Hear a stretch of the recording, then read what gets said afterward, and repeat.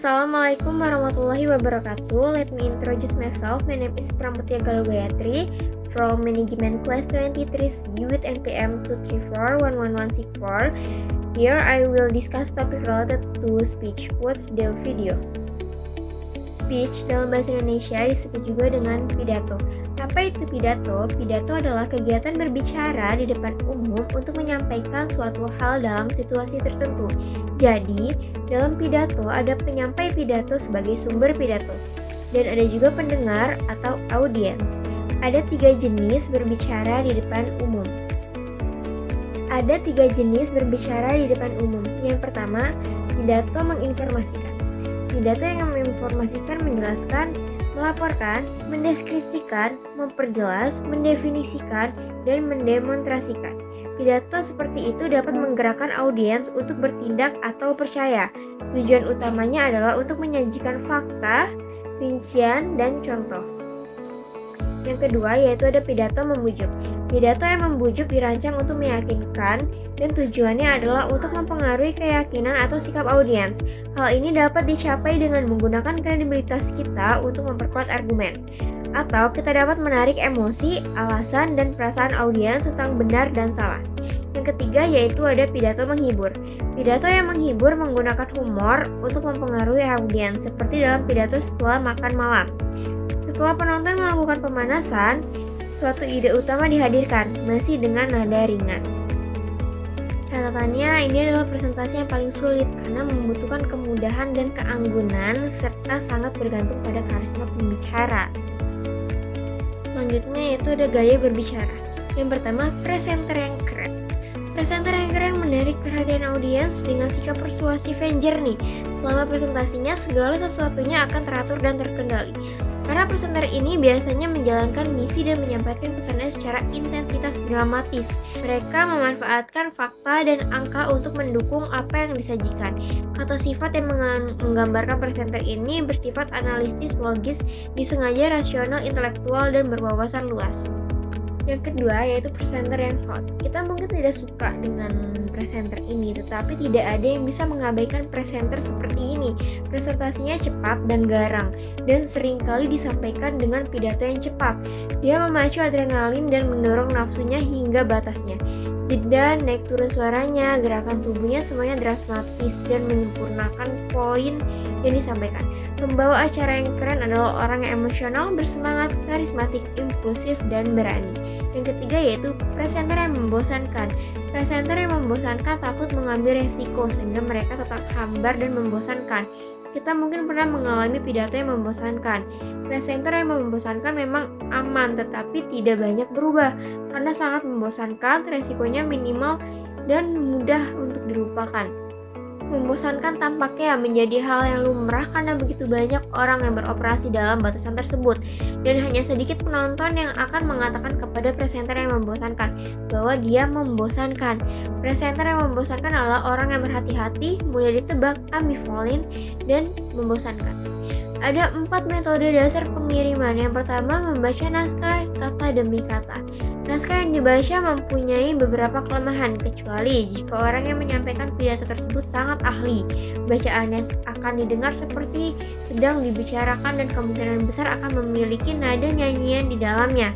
Membaca naskah juga gagal memberikan penonton kontak mata yang diperlukan untuk menjaga perhatian. Jika kita ingin kehilangan audiens sepenuhnya, jangan ikuti metode ini ya. Yang kedua, membaca dari ingatan. Daniel Webster, penulis Webster Dictionary yang terkenal, mampu menggetarkan penonton selama 3 atau 4 jam atau bahkan 5 jam sekaligus. Yang lebih menakjubkannya lagi, dia itu sering berbicara tanpa menggunakan nada apapun yang dia kaitkan dengan ingatannya. Hanya sedikit orang yang memiliki kekuatan Webster yang luar biasa. Jika kita memiliki kemampuan untuk mengingat seluruh pidato kita dapat melakukannya. Namun, salah satu kelemahan utama untuk menghafal keseluruhan pidato bahwa Hal tersebut tuh dapat menimbulkan banyak tekanan yang membuat pidato tersebut tuh benar-benar sempurna. Kerugian utama dari menghafal adalah apa yang mungkin terjadi jika perhatian kita dialihkan dan tidak ada yang mengingat apa yang kita katakan selanjutnya. Yang ketiga, berbicara dadakan. Pidato dadakan adalah pidato dalam suatu pertemuan dengan sedikit tanpa adanya persiapan dan tanpa menggunakan catatan. Bagi banyak orang, hal itu mungkin disamakan dengan percobaan dalam api, namun tidak seburuk itu.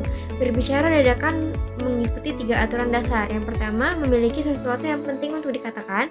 Yang kedua, membuat audiens kita memahami atau mempercayainya. Dan yang ketiga, berbicara secara sederhana, lugas, dan penuh arti. Salah satu keuntungan dari berbicara dadakan adalah otomatis terdengar alami dan spontan.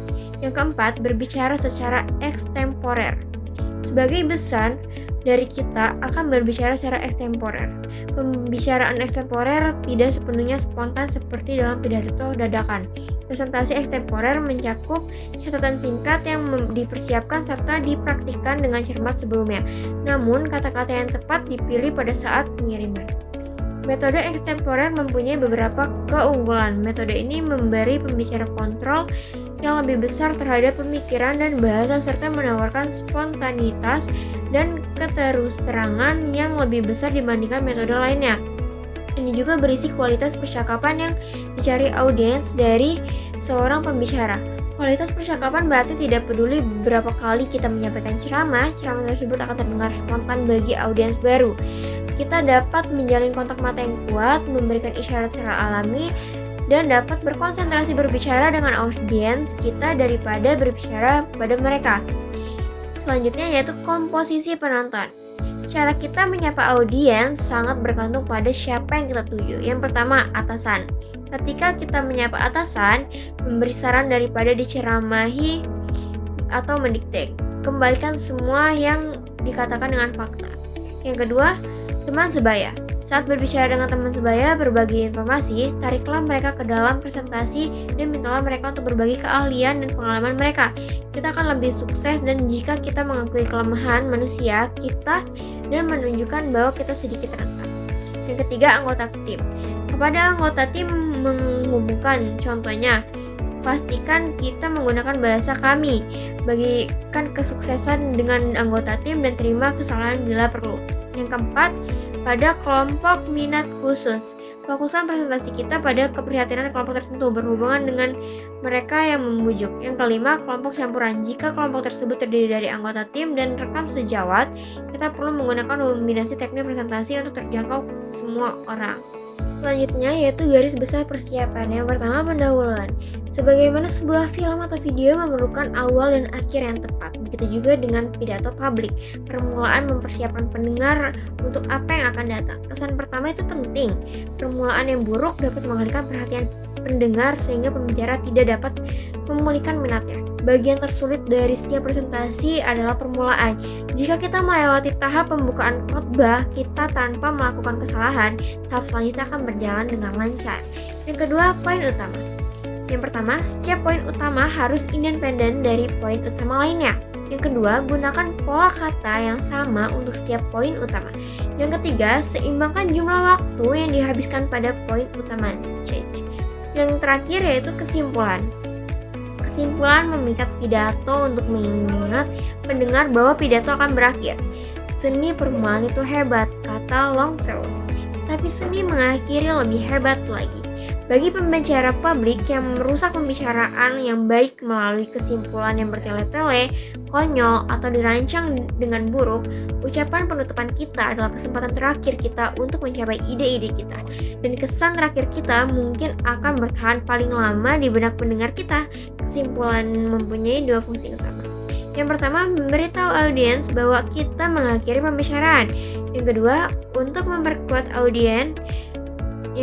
untuk memperkuat pemahaman audiens terhadap ide sentral. Thanks for watching this video. I end. Wassalamualaikum warahmatullahi wabarakatuh.